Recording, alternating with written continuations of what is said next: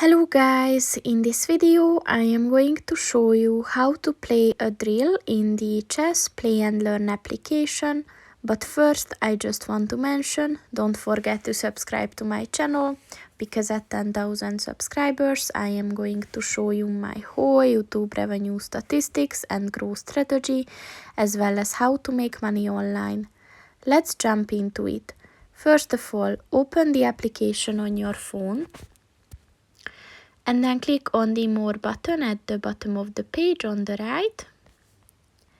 And if you scroll down at the Learn section, click on the Drills button. And here you can see some different topics that you can choose from. So for example, click on the Defending button.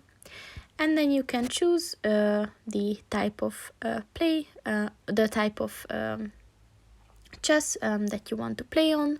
So for example, if you choose the rook and knight versus queen, then just click on that, and then click on the start button and just start playing until either you or the machine wins. So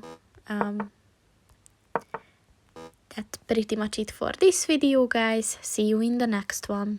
Goodbye.